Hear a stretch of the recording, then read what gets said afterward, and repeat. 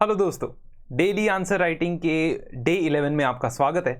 आज GS3 की बारी है और GS3 में जो बेसिक हमारे क्वेश्चंस होते हैं जिसमें हम पब्लिक फाइनेंस यानी कि रिसोर्स मोबिलाइजेशन, किस तरीके से बजटिंग होती है उसकी हम शुरुआत करने वाले हैं। उस तरीके के क्वेश्चंस के बारे में हम डिस्कस करने वाले हैं।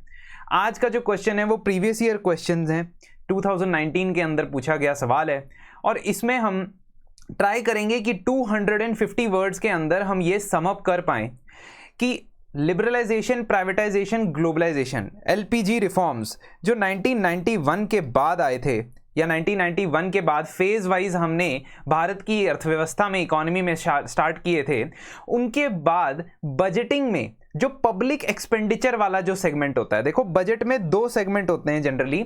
बजट को जब हम डिवाइड करते हैं तो हम उसे डिवाइड करते हैं रेवेन्यू में और कैपिटल में, और दोनों जगह पे होते हैं हमारे एक्सपेंडिचर और हमारा इनकम, या एक्सपेंडिचर या रिसीप्ट। ठीक है, जो भी इसको कहना है कह लो। यहां पे भी एक्सपेंडिचर और रिसीप्ट। तो इस तरीके से जब हम बजट बनाते हैं, अब इसमें पूछा गया है कि पब्लिक एक्सपेंडिचर मैनेजमेंट में क्या क्या चैलेंजेस हुआ है। दोस्तों, ये क्वेश्चन को डिसाइड करना कि किस तरीके से अटेम्प्ट करना है अपने आप में एक बहुत ही इंटरेस्टिंग केस स्टडी बन सकती है। क्यों? क्योंकि हम इस क्वेश्चन को कई अप्रोचेस से अटेम्प्ट कर सकते हैं, लेकिन मैं आपको एक पर्टिकुलर अप्रोच यहां पे एक्सप्लेन करके दिखाऊंगा। जरूरी नहीं है कि वही एक अप्रोच है इसको आंसर करने का, क्योंकि कुछ चीजें जो होती हैं वो सब्जेक्टिव हैं। चाहे इंफॉर्मेशन बहुत ऑब्जेक्टिव होती है GS2 के अंदर या GS3 के अंदर, लेकिन आपका अप्रोच आंसर देने का वो सब्जेक्टिव हो सकता है और वो यहां पे दिखाई दे सकता है। एक तरीका आपका ये है कि आप बताओगे कि कैपिटल एक्सपेंडिचर और रेवेन्यू एक्सपेंडिचर के जो हेड्स हैं उनको सब हेडिंग बना दो और उनमें क्या ट्रेंड्स चल रहे हैं ये डिस्कस कर दो। फॉर एग्जाम्पल, कैपिटल एक्सपेंडिचर में गवर्नमेंट जो कैपिटल एक्सपेंडिचर करता है उसमें जहां जहां पे भी इंफ्रास्ट्रक्चर प्रोजेक्ट्स या लॉन्ग टर्म में एक्सपेंडिचर होता है, या जो लोन्स प्रोवाइड किए जाते हैं उनका प्रिंसिपल अमाउंट जो प्रोवाइड किया जाता है लॉन्ग टर्म पे, या ग्रांट्स प्रोवाइड किए जाते हैं, इनको आप कैपिटल एक्सपेंडिचर के अंदर लिखते हो। तो आप अगर बताना चाहते हो कि लिबरलाइजेशन के बाद सरकार को कैपिटल एक्सपेंडिचर में क्या फर्क, मुश्किलें आई, मुश्किलात आई, डिफिकल्टीज आई, वो आप यहां लिख सकते हो।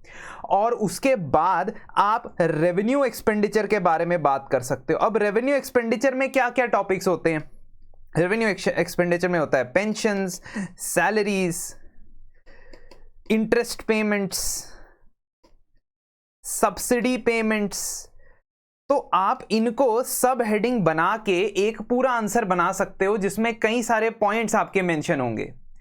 एक दूसरा तरीका भी है इस आंसर को अप्रोच करने का, और उस तरीके से मैं आपको बताने वाला हूं कि कैसे हमने आंसर लिखना है। क्वेश्चन को ध्यान से देख लें। क्वेश्चन पूछ रहा है कि public expenditure management is a challenge to the government of India in the context of budget making in post liberalisation period. तो हमें पता है कि पब्लिक एक्सपेंडिचर बजटिंग का एक बहुत बड़ा हिस्सा है। जब हम बजट बनाते हैं तो हमें दो चीजों का ब्यौरा देना होता है। एक, हमारे पास कहां से पैसा आ रहा है, from where we are receiving money, and the sources where we are going to allocate the money. तो जो ये एलोकेशन वाला पार्ट है ये पब्लिक एक्सपेंडिचर के अंदर आता है, और ये हमारे गवर्नमेंट की और पार्लियामेंट की रिस्पॉन्सिबिलिटी होती है हर साल बजट पेश करने की। अब इसी को लेके जो इकोनॉमिक इश्यूज हैं वो हमने डिस्कस करने हैं कि क्या कोई चैलेंजेस आए हैं, और कीवर्ड क्या है यहां पे? कीवर्ड है पोस्ट लिबरलाइजेशन पीरियड की बात करनी है। और पोस्ट लिबरलाइजेशन पीरियड को हमने ज्यादा तौर पे स्पेसिफाई करना है कि भाई 1991 के बाद, after 1991, what are the specific challenges. कई दफा हम देखते हैं लोग बात करते हैं सब्सिडीज की। सब्सिडीज का जो खर्चा है वो काफी बढ़ रहा है, लेकिन हमें उसे लिंक करना है कि क्यों बढ़ रहा है। क्या ये फेलियर है लिबरलाइजेशन, प्राइवेटाइजेशन, ग्लोबलाइजेशन का? आप कह सकते हैं कि हमने अज्यूम किया था कि जिस तरीके से हम ये रिफॉर्म्स लेके आएंगे इक्वल डेवलपमेंट होगी, लेकिन एक्चुअल में इन इक्वालिटी को बढ़ावा मिला है आफ्टर लिबरलाइजेशन, प्राइवेटाइजेशन, ग्लोबलाइजेशन। इसलिए गवर्नमेंट का रोल रेवेन्यू एक्सपेंडिचर के अंदर जो कम हो जाना चाहिए था वो बढ़ा है, वो भी इंक्रीज हो रहा है। और इसी चीज को हमने, ये एस्पेक्ट को मतलब होलिस्टिकली समझोगे, पूरी तरह समझोगे, मैक्रो व्यू से समझोगे, तभी आंसर दे पाओगे। अब क्वेश्चन को स्टार्ट करने का बहुत सारे तरीके, जैसे मैं आपसे बार बार डिस्कस करता रहता हूं, यहां पे हम सेफेस्ट तरीका लेंगे, डिफाइन कर देंगे पब्लिक एक्सपेंडिचर को। हम ये कह सकते हैं कि public expenditure management refers to the optimum use of government resources to achieve desired development welfare goals. मैंने आपको यह भी बताया था कि जो साइंस एंड टेक्नोलॉजी के टॉपिक्स होते हैं या इकोनॉमी के टेक्निकल टॉपिक्स होते हैं या एनवायरनमेंट के टॉपिक्स होते हैं, उसमें अगर हम डेफिनेशन से स्टार्ट कर दें तो हमारा एक सॉलिड बेस बनता है। हाँ, हर क्वेश्चन में ऐसा जरूरी नहीं है, लेकिन इस क्वेश्चन में पब्लिक एक्सपेंडिचर मैनेजमेंट को अगर आप डिफाइन कर दोगे तो आपकी क्लैरिटी नजर आएगी कि आपको पता है हम किस टॉपिक में बात कर रहे हैं। हम बजट के बाकी प्रोविजंस की बात नहीं कर रहे हैं, यानी कि हम रिसीप्ट की बात नहीं कर रहे हैं, हम यहां पे टैक्सेशन की बात नहीं करेंगे क्योंकि टैक्सेशन तो रिसीप्ट में आता है। ये भी आप सोचिए ना कि जो भी पता है सिर्फ वो लिखना जरूरी नहीं है, जो क्वेश्चन में पूछा है वो जरूरी है। तो it involves adequate allocation, efficiency and fiscal prudence in managing government expenditure. 2 लाइनों में 30 शब्दों में 25-30 शब्दों में इंट्रोडक्शन आप खत्म कर दोगे यहां पे। फिर आपने बताना है, सीधा टॉपिक पे आ जाओ, कि क्या बजटिंग चैलेंजेस रहे हैं पोस्ट लिबरलाइजेशन एरा में। अगर आप चाहते तो आप एक और तरीके से इसे कर सकते थे, आप प्री लिबरलाइजेशन और पोस्ट लिबरलाइजेशन को कंपेयर करते, लेकिन मेरे हिसाब से हमें, जब हमने कुछ प्रॉब्लम्स बताई हैं, उन प्रॉब्लम्स के हमने कुछ स्टेप्स भी बता देने चाहिए यहां पे। मतलब जो चैलेंजेस आए हैं उनको फेस करने के लिए क्या किया है। तो अगर आप चैलेंजेस को फेस करने के लिए स्टेप्स को एम्फेसिस देते हो इस आंसर में ना, तो आपके पास वर्ड्स नहीं बच जाएंगे कंपैरेटिव एनालिसिस करने के लिए। इसीलिए मैं आपको ये अप्रोच बता रहा हूं। फिस्कल और मॉनेटरी पॉलिसी में क्या हमें सिचुएशन देखने को मिलती है। सबसे पहले तो प्राइवेट सेक्टर जब ओपन हो गया तो प्राइवेट सेक्टर को बैंक से और अदर एवेन्यूज से क्रेडिट की रिक्वायरमेंट, लोन की रिक्वायरमेंट बहुत ज़्यादा बढ़ती चली गई। इसकी वजह से गवर्नमेंट जो हमारी मॉनेटरी पॉलिसी के अंदर हमें यह कहा गया कि आरबीआई जो है वो सीआरआर यानी कि कैश रिजर्व रेशियो और एसएलआर यानी स्टैट्यूटरी लिक्विडिटी रेशियो को कम करता रहे। हमें पता है कि सीआरआर और एसएलआर में जितना पैसा हम रखते हैं वो पैसा हम लेंडिंग में नहीं दे सकते हैं, और बैंक्स के लिए सीआरआर और एसएलआर का कम होना that was a very big move, because उससे लिक्विडिटी आती है मार्केट में। तो ये टर्म्स हमने इस्तेमाल करनी है दोस्तों। जीएस 3 का पेपर है, इकोनॉमी का पेपर है, तो हमें कम से कम इन बेसिक इकोनॉमिक टर्म्स को तो यहां पे छेड़ना ही पड़ेगा। फिर हम बताते हैं कि फिस्कल पॉलिसी के अंदर हमने लीगल मैकेनिज्म लेके आया। प्री लिबरलाइजेशन एरा में दिक्कत क्या हो रही थी? दिक्कत ये हो रही थी कि बहुत ज्यादा पैसा जो है वो सब्सिडीज के अंदर और स्कीम्स के अंदर जा रहा था, लेकिन उसका कोई आउटकम नहीं नजर आ रहा था, और इसकी वजह से फिस्कल पिल्फरेज हो रही थी, या इसको कहते हैं फिस्कल प्रॉफिलिगेसी। ये हमारे 80 के दशक की 80s के डेकेड की इकोनॉमी की प्रॉब्लम है, जहां पे हम काफी ज्यादा पैसा जो है गवर्नमेंट स्कीम्स के अंदर या सब्सिडीज के अंदर लगा तो रहे थे, लेकिन उसका कोई आउटपुट या परिणाम नहीं हमें नजर आ रहा था, और साथ ही साथ गवर्नमेंट की जो डेट है, गवर्नमेंट की जो बोरोइंग है वो बढ़ती जा रही थी, जिसकी वजह से फिस्कल डेफिसिट जो है वो बढ़ता जा रहा था। और इवेंचुअली जब फिस्कल डेफिसिट बढ़ता है तो दोस्तों क्या होता है उससे? फिस्कल डेफिसिट जब बढ़ता है तो सबसे पहले आपको फर्दर जो लोन्स मिलते हैं वो हायर इंटरेस्ट रेट पे मिलेंगे। आपकी जो रेटिंग है गवर्नमेंट की, यानी कि गवर्नमेंट बॉन्ड्स की रेटिंग है, वो अफेक्ट हो सकती है, क्योंकि आपका बहुत ज्यादा बर्डन डेट का बढ़ जाता है। और तीसरी चीज जो हम आगे भी डिस्कस करेंगे कि अगर आप बोरोइंग करते हो मार्केट में जाके एज अ गवर्नमेंट, तो फिर प्राइवेट सेक्टर जो है वो क्राउड आउट हो जाता है। प्राइवेट सेक्टर के लिए बोरोएबल फंड्स कम बचते हैं। तो ये सारी चीजों को कंट्रोल करने के लिए fiscal responsibility budget management act लाया गया, और हमें एक बैलेंस बनाने की कोशिश करनी थी। किसमें? वेलफेयर के ऊपर स्पेंडिंग करेंगे, यानी रेवेन्यू एक्सपेंडिचर के ऊपर स्पेंडिंग करेंगे, या फिस्कल मार्क्समैनशिप बनाएंगे। What is fiscal marksmanship? मतलब आप टारगेट रखते हो कि हाँ जी, हमने फिस्कल डेफिसिट को 3% से ऊपर नहीं होने देना, 3.5% से ऊपर नहीं होने देना। और हमने देखा कि पोस्ट लिबरलाइजेशन एरा में ये टारगेट सेट किए गए, लेकिन इन टारगेट्स को आगे आगे ले जाया गया क्योंकि गवर्नमेंट के इसी बैलेंस मेंटेन करने में दिक्कत आई। अब ऐसे बना दो यार, यहां ट्रेड ऑफ है, वेलफेयर मेजर्स इधर और फिस्कल प्रूडेंस इधर, दोनों को बैलेंस करना जरूरी है, बना दो, है ना। तो एक्सप्लेन भी हो जाएगा इससे। बैंकिंग सेक्टर में क्या चीज है, तो मैंने ना सेक्टर वाइज डील किया हुआ है इसको। बैंकिंग सेक्टर में क्या चीज है, बैंकिंग सेक्टर में रिकैपिटलाइजेशन करनी पड़ी, क्योंकि पोस्ट लिबरलाइजेशन पहले 10 साल तो बढ़िया रहा सब कुछ, लेकिन ट्विन बैलेंस शीट सिंड्रोम हमें देखने को मिला। कीवर्ड्स हैं, यूज करेंगे तो बहुत अच्छा हमें एक्सप्लेनेशन मिलेगा यहां पर। ट्विन बैलेंस शीट सिंड्रोम का मतलब कि कॉर्पोरेट्स की बैलेंस शीट और बैंक्स की बैलेंस शीट जो है वो दोनों ही खराब हो गई, और उसके ऊपर हम ऑलरेडी बहुत ज्यादा डिस्कस करते हैं। मेरा काम यहाँ पे कंटेंट डिस्कस करना नहीं है, आपके आंसर को यहाँ पे लगाना है और आपको समझाना है कि कैसे उस चीज को जो आपने पढ़ा है उसको यूज करोगे। तो rupees 3.1 lakh crore, data very important. Economy के आंसर में डेटा नहीं दोगे तो ऐसे मतलब बॉडी विदाउट सोल टाइप हो जाएगा सिस्टम, है ना। इकोनॉमी के आंसर में डेटा नहीं दोगे, नंबर्स नहीं दोगे, इकोनॉमिस्ट को नंबर पसंद है।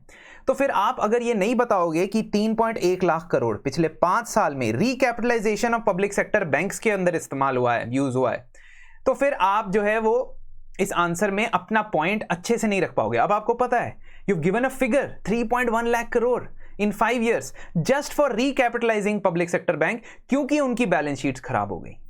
प्राइवेट कॉर्पोरेट सेक्टर क्या हो गया, प्राइवेट कॉर्पोरेट सेक्टर, हम यहां चैलेंजेस डिस्कस कर रहे हैं तो अच्छी अच्छी बातें अभी नहीं लिखनी है, ठीक है, अच्छी अच्छी बातें नहीं लिखनी है। Although we can write, but हमारे पास इतनी स्पेस नहीं है, हमारे पास इतने वर्ड्स नहीं है। हम उसी चैलेंजेस को क्लैरिफिकेशन देंगे। Increased government borrowing has led to crowding out of private investors. ये मैंने आपको बताया कि गवर्नमेंट को बोरोइंग करनी पड़ी क्योंकि हमने एक्सपेक्ट किया था कि कॉर्पोरेट सेक्टर जो है वो फिलअप कर देगा इंफ्रास्ट्रक्चर के गैप्स। अभी सेकंड इस नेक्स्ट पॉइंट में देखेंगे, लेकिन कॉर्पोरेट सेक्टर नहीं इन्वॉल्व होता ज्यादा प्रोजेक्ट्स में अनटिल अनलेस गवर्नमेंट उनको किसी टाइप की गारंटीज ना दे, क्योंकि प्रॉफिटेबल नहीं होते इंफ्रास्ट्रक्चर प्रोजेक्ट्स रिमोट एरियाज के अंदर, इनएक्सेसिबल एरियाज के अंदर। अब वही इंफ्रास्ट्रक्चर सेक्टर के अंदर हम लिखेंगे कि इंफ्रास्ट्रक्चर की डिमांड बढ़ने लग गई, बिजली की डिमांड, पानी की डिमांड, सड़कों की डिमांड, क्योंकि लिबरलाइजेशन, प्राइवेटाइजेशन, ग्लोबलाइजेशन आई। लेकिन गवर्नमेंट को काफी हद तक ये बर्डन खुद उठाना पड़ा। मान लीजिए हाईवेज की बात करें तो NHAI, national highways authority of India को बल्क ऑफ द फाइनेंसिंग करनी पड़ी। वो तो बाद में आके हमने PPP मॉडल्स को अप्लाई करना शुरू किया। तो ये हाईवेज, एयरपोर्ट्स, पावर प्लांट्स, ये लॉन्ग जेस्टेशन पीरियड के प्रोजेक्ट्स थे। यहां पे कई जगह लो रिटर्न, कई जगह, नॉट एवरीवेयर, कई जगह लो रिटर्न ऑफ इन्वेस्टमेंट है। फॉर एग्जांपल हम बात करते हैं रीजनल कनेक्टिविटी स्कीम, उड़ान स्कीम की, तो उसके अंदर क्यों हम वायबिलिटी गैप फंडिंग देते हैं, यानी कि क्यों हम पैसा एक्स्ट्रा देते हैं अपनी तरफ से एज सरकार, we give to the project developer, क्योंकि हमें पता है कि हो सकता है वहां पे जो फ्लाइट्स हैं वो फेवरेबल रिटर्न ऑन इन्वेस्टमेंट ना दे सके। तो अल्टीमेटली हमारा जो चैलेंज यहां पे भी है, क्योंकि हमने सोचा था प्राइवेट सेक्टर हमारी जगह लेगा, कई एरियाज में नहीं ले रहा है। सोशल वेलफेयर सबसे जरूरी। नाउ वेलफेयर स्कीम्स और सब्सिडीज जैसे कि fuel subsidy, fertiliser subsidy, food subsidy, ये तीनों सबसे मेजर सब्सिडीज हैं। फ्यूल सब्सिडी तो काफी कम हो गई है कई सालों में, बट फूड और fertiliser subsidy big chunk of subsidy burden है हमारे गवर्नमेंट के एक्सपेंडिचर का। तो प्राइवेट सेक्टर इन्वॉल्वमेंट के बावजूद हमने इंक्लूसिव ग्रोथ नहीं देखी। देखो कैसे आप सिलेबस के टॉपिक्स को इंक्लूड करोगे। प्राइवेट सेक्टर की इन्वॉल्वमेंट के बावजूद हमने इंक्लूसिव ग्रोथ नहीं देखी। हमने ये नहीं देखा कि प्रायोरिटी नहीं है प्राइवेट सेक्टर के लिए वेलफेयर, तो वेलफेयर का जो खर्चा है ना वो तो सरकार को ही उठाना पड़ा। मैकेनाइजेशन, अब एग्जांपल कैसे देंगे। मैकेनाइजेशन और टेक्नोलॉजी डेवलपमेंट जैसे जैसे होने लग गई, क्यों, क्योंकि लिबरलाइजेशन, प्राइवेटाइजेशन, ग्लोबलाइजेशन, तो टेक्नोलॉजी जैसे कि डेवलप होने लग गई, हम भी अडॉप्ट करने लग गए, तो सेमी स्किल्ड और अनस्किल्ड जॉब एवेन्यूज कम होने लग गए शहरों में भी, और विलेजेस में तो चलो पहुंचे ही नहीं थे। तो इसका मतलब जॉबलेस ग्रोथ का हमें सामना करना पड़ा। You can write this term, यहां चाहे मैंने नहीं लिखी है पर आप लिख सकते हो कि जॉबलेस ग्रोथ देखने को मिली क्योंकि सर्विस सेक्टर ज्यादा बूम कर गया LPG के बाद और इंडस्ट्री उतना नहीं बूम कर पाई। तो ब्लू कॉलर जो सेगमेंट है वो हमारा इतना ग्रो नहीं कर पाया। जब इतना ग्रो नहीं कर पाया तो सरकार को वहां पे मनरेगा जैसी स्कीम लानी पड़ी कि 100 डेज गारंटीड एम्प्लॉयमेंट हम दे देंगे और हर रूरल एरिया की फैमिली को दे देंगे। तो उसमें खर्चा जाता गया 60,000 करोड़, 70,000 करोड़, 1 लाख करोड़, ऐसे हर साल बजटिंग में हमको खर्चा करना पड़ा। चैलेंज आ रहा है कि नहीं आ रहा है पब्लिक एक्सपेंडिचर में। फिर हम बात कर सकते हैं पब्लिक एडमिनिस्ट्रेशन की। हमने ये सोचा था कि ब्यूरोक्रेसी की नीड या रिक्वायरमेंट्स कम हो सकती हैं जब लिबरलाइजेशन, प्राइवेटाइजेशन, ग्लोबलाइजेशन आएगी, गवर्नमेंट विड्रॉ करेगी, प्राइवेट सेक्टर कई से एरियाज को टेक ओवर करेगा। बट इनफैक्ट हमारी जो प्रेजेंट सिचुएशन है वो कुछ इस तरीके की है कि 6th और 7th पे कमीशन के रिकमेंडेशंस को इंप्लीमेंट करने के लिए, पेंशन स्कीम्स को इंप्लीमेंट करने के लिए गवर्नमेंट्स को अभी भी भारी पैसा जो है वो इसमें लगाना पड़ता है। And because this is revenue expenditure, इसका कोई रिटर्न नहीं मिलने वाला है, इन द सेंस कि आपको टेंजिबल एसेट्स नहीं मिलने वाले हैं, स्कूल, हॉस्पिटल, कॉलेज, ये नहीं मिलने वाला है इसमें जो भी खर्चा करोगे। तो पब्लिक एडमिनिस्ट्रेशन के अंदर भी हम कह सकते हैं, एग्जाम्पल दे सकते हैं कि तमिलनाडु स्टेट की बात करें, क्योंकि स्टेट की भी बात हो सकती है। तमिलनाडु स्टेट की बात करें तो स्टेट के एक्सपेंडिचर का 71%, 71% of the state expenditure in Tamil Nadu was on pensions and subsidies. तो इससे क्या पता चलता है कि हम पब्लिक एक्सपेंडिचर मैनेजमेंट में चैलेंजेस देख रहे हैं। चैलेंजेस हमने क्लैरिफाई कर दिए हैं दोस्तों।